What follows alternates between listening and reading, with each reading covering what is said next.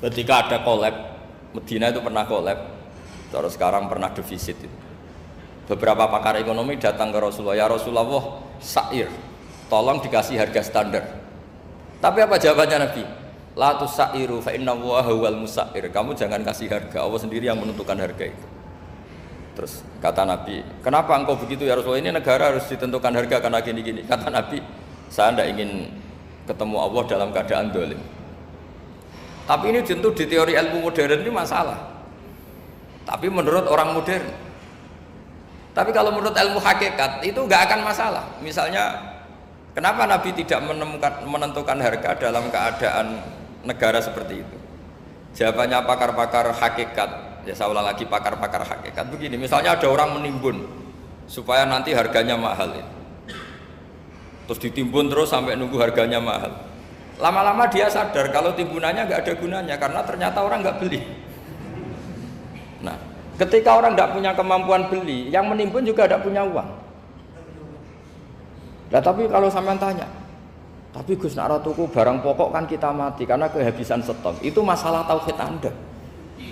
Bagaimana mungkin kamu membayangkan seorang makhluk tidak bisa hidup atau nggak dapat rezeki?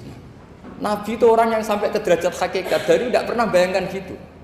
Salah sampean jadi orang yang tauhidnya masalah. Sehingga terus bayangkan, wah kalau negara ini chaos, wah kita makan apa? Kalau negara gak stabil, wah kita gimana? Itu tidak bisa seperti itu. Dulu ketika kita dijajah Belanda, itu kiai-kiai kita, Mbah Hasyim Asy'ari, Mbah Ahmad Dahlan, mondoknya di Mekah. Sampai alim alama, dua beliau, Mbah Hasyim sama Mbah Ahmad Dahlan itu ngajinya sama-sama Syekh Khotib Minangkabau. Cuma Mbah Hasyim lebih menekuni ke Syekh Mahfud Termas, yang satu menekuni Syekh Khotib Minangkabau. Jadi dua beliau itu ngaji di guru yang sama. Mbah saya, buyut saya itu ya sudah mondok Mekah. Itu zaman dijajah Belanda. Sekarang kita agak dijajah, nggak mondok di sana. Buyut saya itu zaman itu sudah haji. Buyut kelima saya.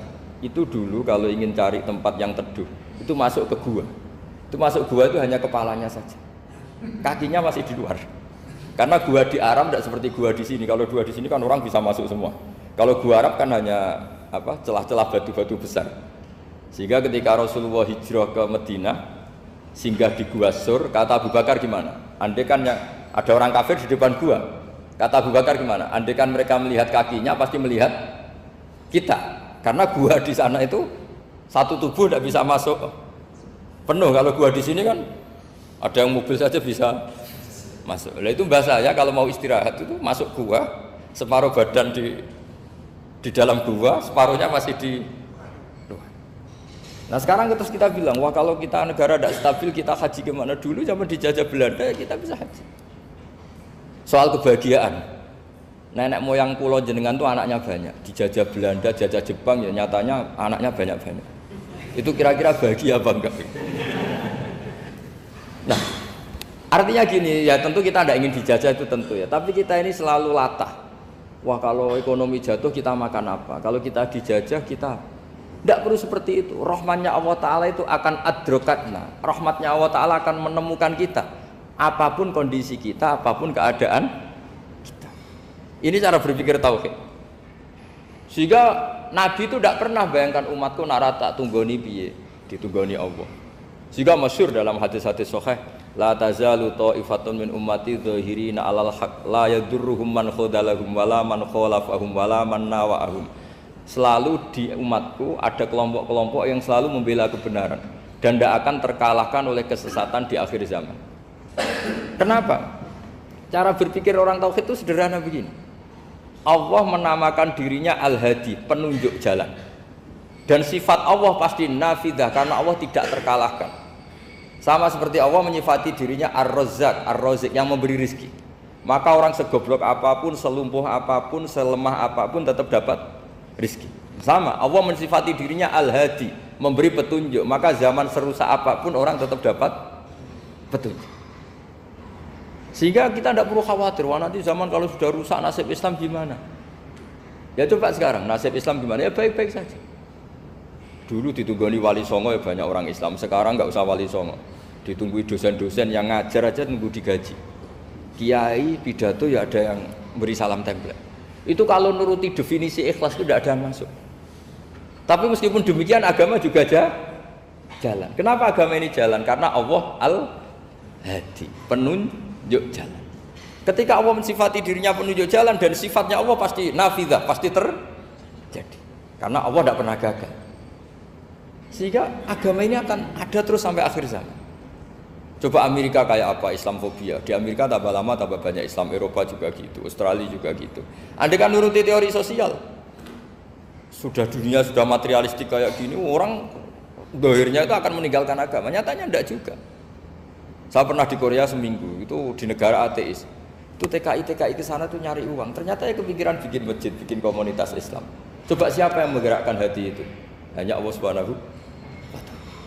Ya, jadi cara berpikir tauhid saya ulang lagi, saya mohon sekali di pengajian ini saya cerita wajah alani mubarakan aina ma kuntu. Jadi cara berpikir sekian nabi, terus kita punya karakter tertentu, kita milih nabi ini itu sah.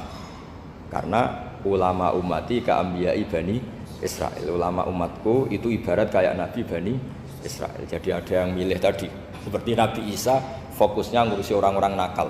Itu juga bagus karena di mana-mana nabi itu seperti dokter. Tapi Nabi Yahya hanya berkawan sama orang-orang soleh. Kita tahu berkawan orang fasik itu resiko ketularan. Iman pas-pasan wae kancane nang fasik kan taqabbalallahu minna minkum gitu. Wong kamu sendiri tidak sehat-sehat amat berteman orang penyakitan kan bahaya. Tapi kalau kamu sebagai dokter kok hanya berteman orang sehat, lalu kamu apa? Penelitiannya gimana? Masa saya dokter spesialis, pernah penelitian, semua orang sehat saya pernah saya teliti. Itu dokter aneh apa enggak? Saya dokter spesialis TBC, spesialis paru-paru. Yang kamu teliti siapa? Semua orang sehat. Pernah meneliti yang sakit? Enggak pernah. Kan ya jadi dokter aneh. Tapi misalnya terus kamu sendiri terus berteman orang penyakitan terus, kan ya rawan tertular. Nah, ini ada dua figur yaitu Nabi Yahya dan Nabi siapa? Ya saya kira demikian.